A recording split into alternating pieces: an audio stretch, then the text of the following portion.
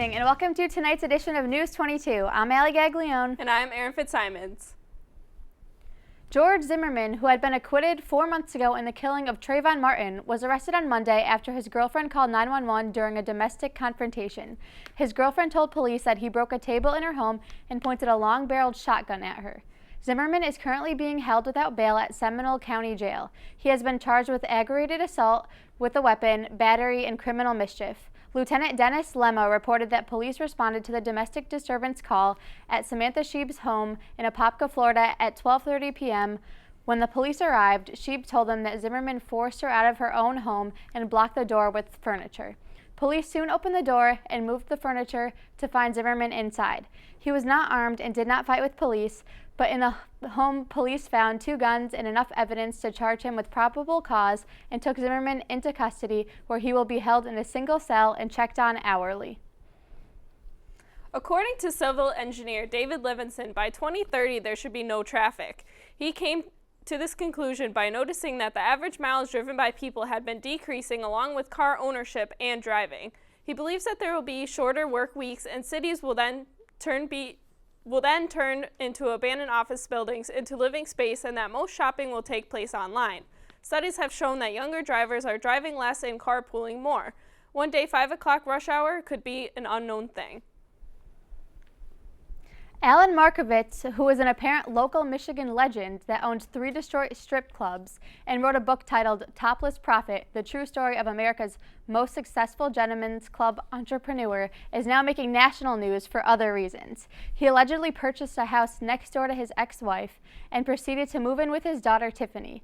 He then built a huge statue of a middle finger, which is perpetually pointing at his ex's house.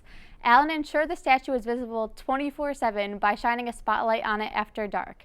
That is certainly an unprecedented way to get back at an ex. With cyberbullying on the rise, Facebook is coming up with ways to tackle the problem. The social networking site launched its anti-bullying hub. Teenagers can now anonymously report abuse or reach out to adults on the site for help. The idea is that reporting bullying to adults with whom teenagers users are connected on with Facebook will help victims to cope. Students think this will help to discourage cyberbullying and hold users accountable. Ben Kelly, a junior at Lewis Mills High School, said, "It'll make them aware that it is not the right thing to do and they can get caught for it and get in trouble." The Washington Post reports that Facebook also plans to release talking points for adults and educators to use when alerted of bullying cases. And we'll be back with this week's editorial after this short break. So you can't save money? That's easy as pie. Brown bag your lunch instead of going out. $6 save times 5 days a week times 10 years is $21,000. That's a lot of lettuce. Small changes today, big bucks tomorrow. Feedthepig.org.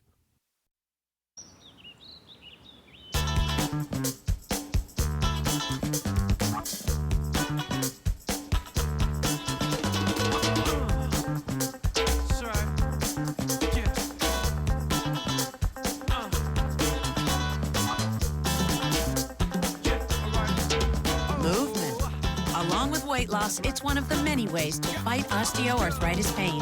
For more information on managing pain, go to fightarthritispain.org.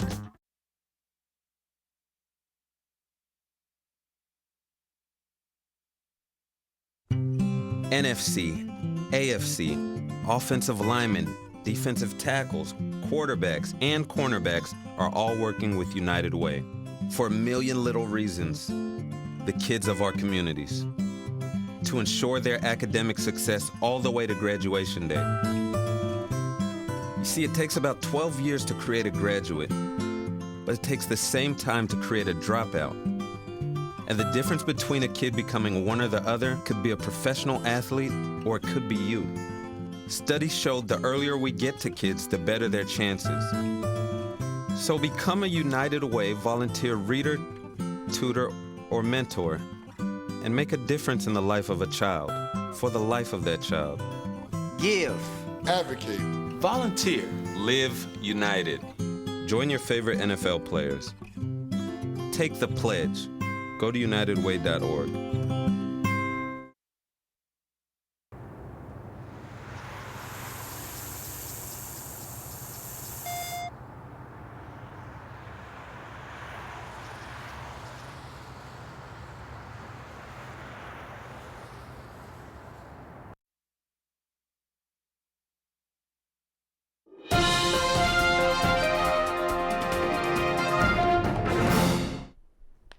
we're back with this week's editorial. Thanks, guys. Good evening, Eastern Connecticut. I'm Ashley Wolk for this week's editorial. Tonight, I'd like to start things off right with a little trivia. Okay, you ready? So there's this new game where teens have been walking around the streets looking for a worthy opponent to play with. You want to know how these teens get their opponents involved? By walking up to them and punching them as hard as they can in the face. This new game is called the Knockout Game, and I'm not kidding. I was driving in my car listening to the radio the other day when I first heard about this game. The DJ literally said to turn up your radios and pay attention because apparently the Knockout Game is starting to spread to many cities around the country and even in Europe. I guess the object is to literally walk up to a random person and try to knock them out in one punch. Who are the targets of this heartless, sick game? A trend is showing homeless people and Jewish people. In New York City, the recent victims have all been Jews. Coincidence? Perhaps. But given the cruel nature of this game, I would think these kids are looking for specific people to bludgeon. Imagine a world where people hurt each other for no apparent reason. We've reached that all-time low, people. Even women are being hit. Many teens have been caught on surveillance tapes punching random women in the face, knocking them out, without any intent to steal or rob them. Oh, and just in case you thought there was a silver lining to all this, there isn't. Age is no factor either. A week ago, a 78-year-old woman was assaulted by a random teen on the street. She was walking with her purse and multiple shopping bags when, out of nowhere, a kid walked up to her and clocked her right in the face, then ran away. And on the other end of the spectrum, a man's 12-year-old little boy was knocked out walking to Hebrew school. The game first started catching wind earlier this fall. In September, a homeless man named Ralph Santiago of Hoboken, New Jersey, was ambushed by teens who slammed his head into an iron fence and then ran away. The impact of the fence was too much on his head. It was so hard that he died. The teens who killed him were 13 and 14 years old. When does it stop?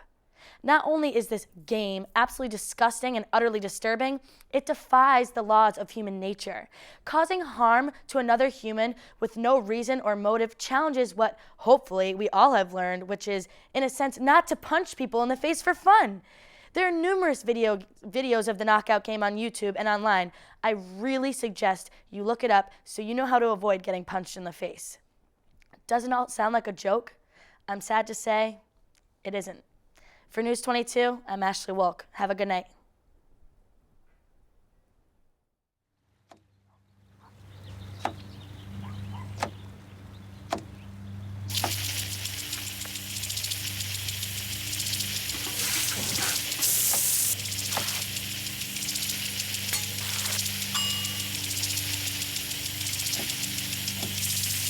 Clean kitchen surfaces, utensils, and hands with soapy water. 1 in 6 Americans will get sick from food poisoning this year. Keep your family safer. Check your steps at foodsafety.gov.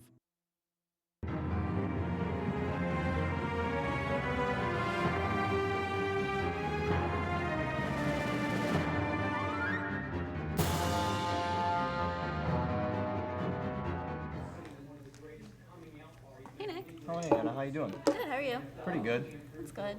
So how's the school year going so far? Pretty well. How are your classes? They're not too bad, but I actually have 2 exams next week. It's going to be pretty rough. 2 exams in 1 week? That's crazy. Yeah, I know. Junior year's been tough so far. Yeah, I actually have a take-home exam due for Dr. Matthews' class. Whoa, wait, hold on. I just got a text. It's actually an Eastern alert. Really? What's it say? Let me see what it says. There's been a report of a short white male with brown curly hair wearing a brown shirt and gray sweatpants. This man has been known to ask students for their cell phones. He's stolen 25 cell phones this week. Don't give your cell phone to strangers. That's creepy. Well, we're going to have to watch out for him then. Yeah, so this concert's going to be crazy. B.O.B.'s coming, Ace Hood. I cannot. I know. Excuse me for 1 second. Can I just borrow one of your phones really quickly? Yeah, sure. No problem, man. No problem. That was weird. That was kind of weird. I mean, with the whole cell phone thing lately, it's been kind of creepy know. when people want coming up to you. I kind of get scared. But, Me too. I've been kind of hesitant about Yeah. But did you get tickets to the concert yet, or no? Yeah, I did already. Me too. $10. All right, so it should be pretty fun. It should Yeah, be I'm fun. excited. There's a lot of people going. I can't wait. Me either. What's he doing with Oh my my phone? god.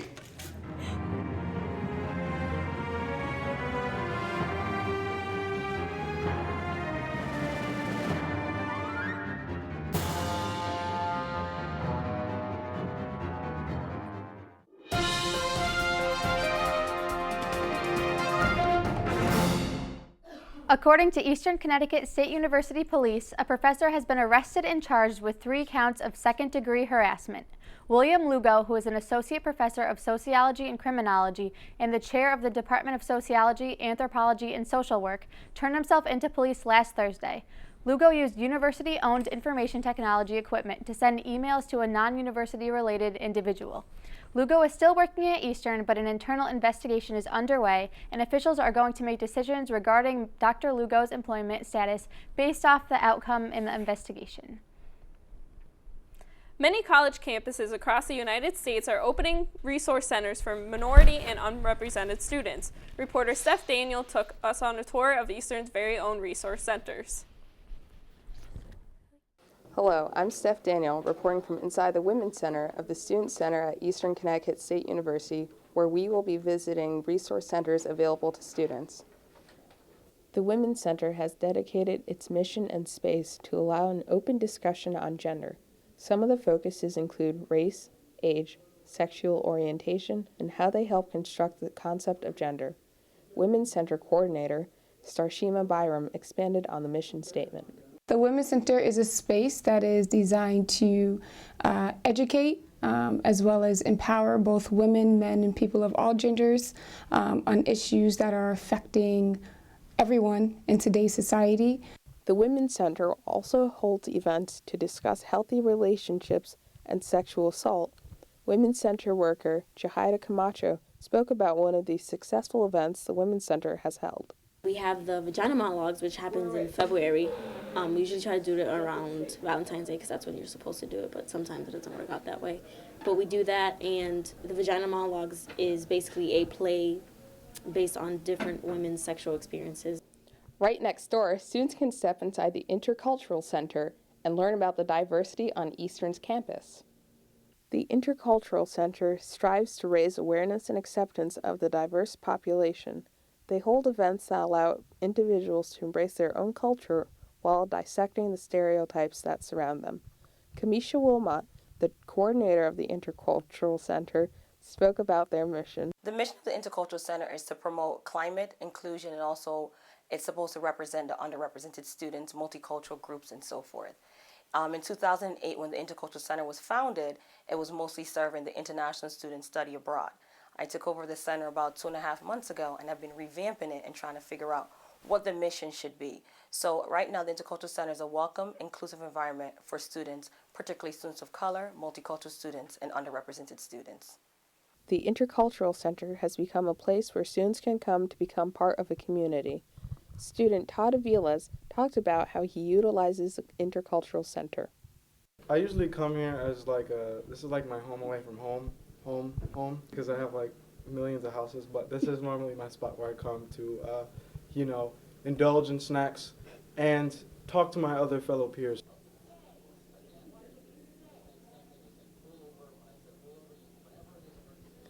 Just down the hall, students can find the newest resource center for the LGBT community, the Pride Room. After opening in 2010, the Pride Room has become a safe space for students who identify as LGBT or those who are allies. The Pride Room is currently in the process of trying to transition from a room to a center. Hall Director Carrie Robinson, who's currently staffed in the Pride Room, discussed what the Pride Room is doing to progress.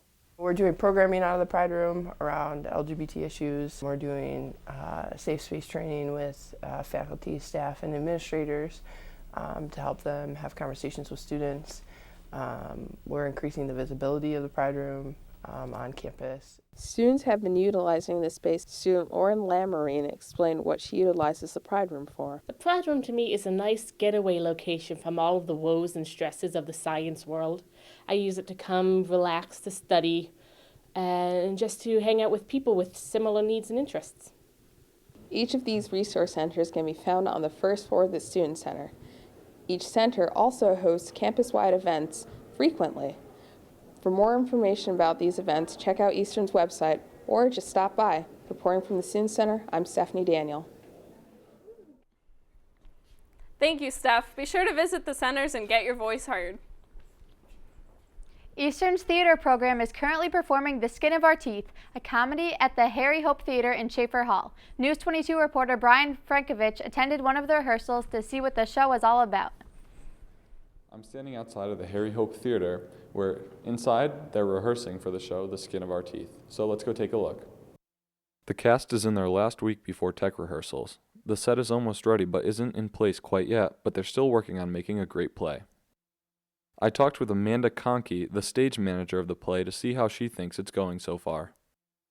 They're going really well. We've got a really great cast in the group and a lot of newcomers who are pretty young to the process, but they've really stepped up and they're doing an amazing job. And a lot of great veterans who've come back who are leading the pack. And it's just going to be a really good show. I'm really proud of all of them. So. During breaks, the cast is always laughing and joking around. They seem as if they've become a big family in a way. It is a must since they will be working together for quite some time. I sat down with the director, Jerry Winters, to see why he chose this particular play. Well, I think it's timely. It's very relevant to contemporary moment in time. From global warming to any number of wars that we've faced the last decade alone, and the latest shootings and murders that we see in politics. So we're all trying to navigate this complex landscape of challenges. And I think by some small updating, which we've managed to do by and large, I think pretty successfully, we've taken this play written essentially on the eve of America's involvement in World War II and made it contemporary. And I think that relevance and its theatricality and its enduring, indomitable spirit seemed like a good time to do that. So the amount of work they have to put in looks impressive. Let's see what else they have to do to make this play look great. All of the actors seem like they have all their lines ready and memorized. They're really excited for the opening show approaching so quickly. I talked with Vanessa Miles, an actor in the play, about how it feels being a cast member. Well, I feel great because it's like no other show that I've been in before.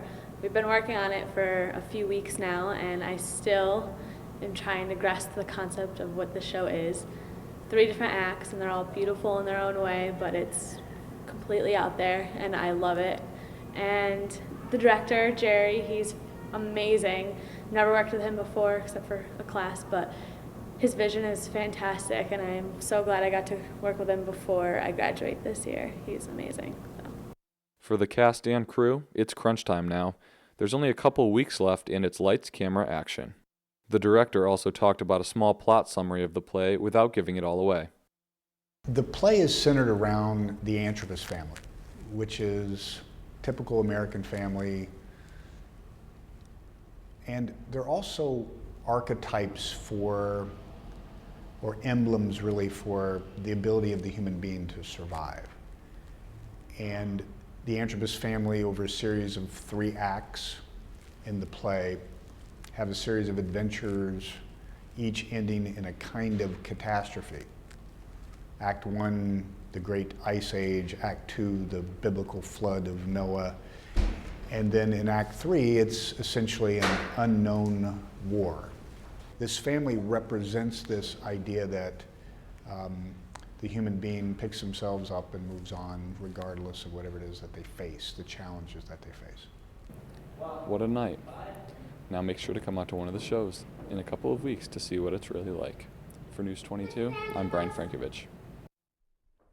Thanks, Brian. Be sure to check out The Skin of Our Teeth at Schaefer Hall this week, and make sure you reserve your tickets at the box office in advance. This is one show you don't want to miss. For all Eastern students, the Police Open Rec Night is coming up on December 6th from 9 to 2 o'clock a.m. The Police Open Rec Night offers a chance for Eastern students to enter in a raffle to win some pretty cool prizes like a LCD TV, iPads, iPods, game systems, and more. Remember to bring your student ID, and to get extra tickets for the raffle, you could bring non-perishable food items to increase your chances of winning. There will be free food including pizza, burgers, subs, and more. If any questions, contact Sergeant Schneider and be sure to check it out. And we'll be back with this week's sports after this short break.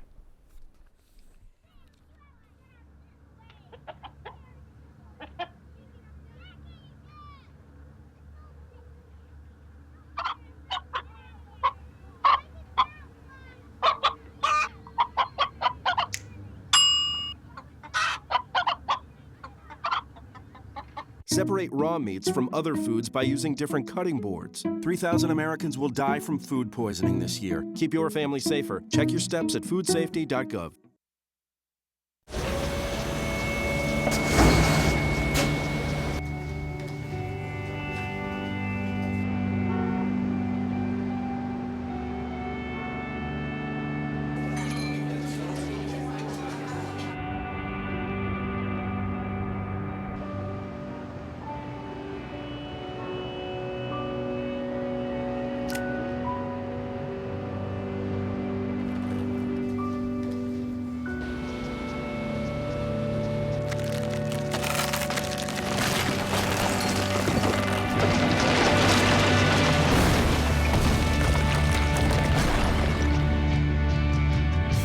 When you earn your GED diploma, the barriers in your life fall.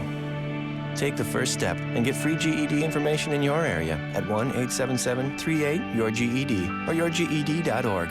Earn your GED diploma and begin your brighter future. Are you getting this, honey? Oh, prime time. We are rolling. All right, Mama's gonna bring it home. Mama's gonna bring it home. Okay. Come on, watch this guy. Oh, backwards. Oh, don't. Oh. It went into Bob and Carol's yard. Oh, no? Okay, here it comes. Oh, Mom! Challenge your kids to be active and eat healthy. All right, let's see what you can do. Let's go. They might surprise you. Search We Can for more ideas on how you and your kids can get healthy together.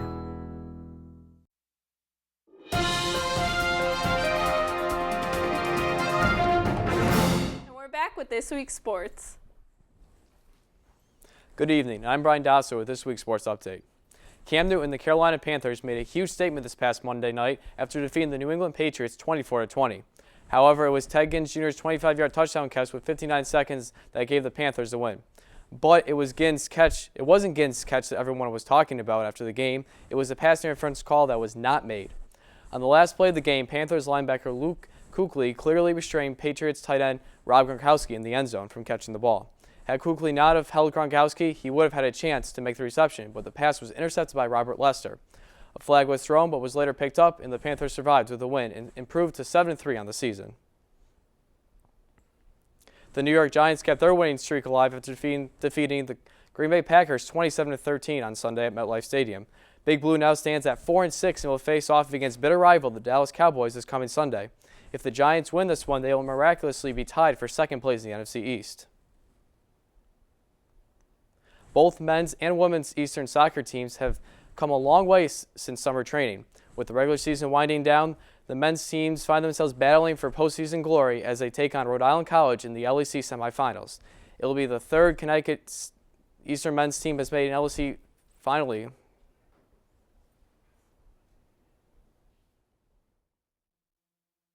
Good afternoon. I'm Molly Martin here at Nevers Field, where the men's soccer team is playing against Rhode Island College in the semifinal conference match. The Warriors find themselves once again in an intense semifinal match for the third year in a row. They look to transition their 4-1-1 record to 5 wins and advance to the finals on Saturday. Rhode Island College, however, will be no easy task. The Anchormen stand 3-2-2 in the conference and will strive to get vengeance on Eastern as the Warriors defeated them in the regular season. Such a highly significant game means a lot to the Eastern community. Retired Eastern soccer player John DeCasanova shares his thoughts on the dedicated program. Being a part of this program is pretty amazing. Going to college is one thing, and then going to college and being part of a soccer program like Eastern is another. We are family, and all these guys, they're my brothers, and we protect each other on the field and off the field.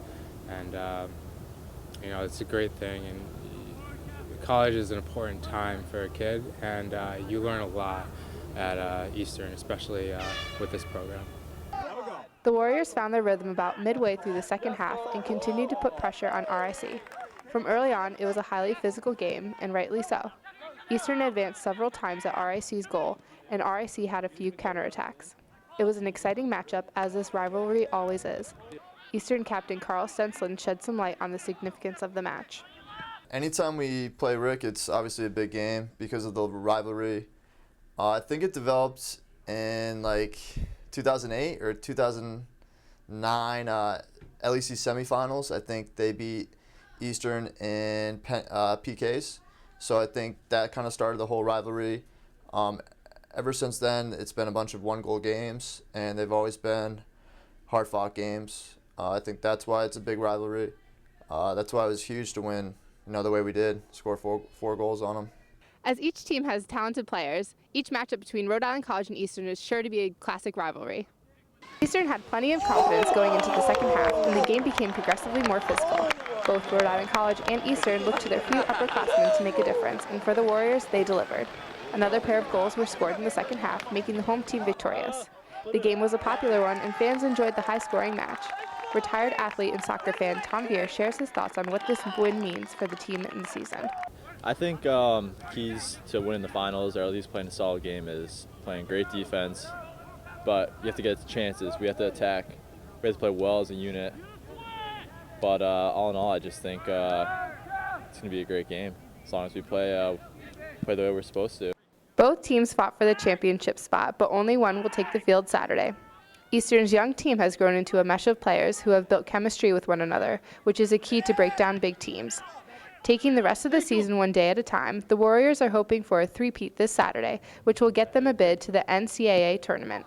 Captain Carl Stenslin tells us his thoughts on the next few weeks and reflects on the state of the team.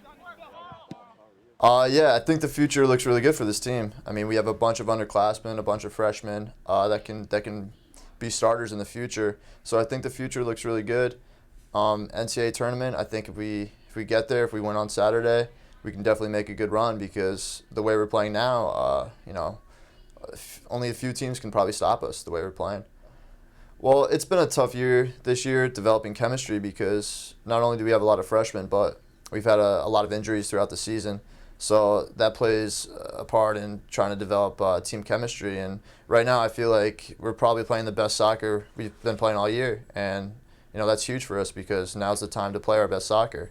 Now's the most important time of our season. So I think it's great that it's come along, and it's come a long way since the beginning of the year.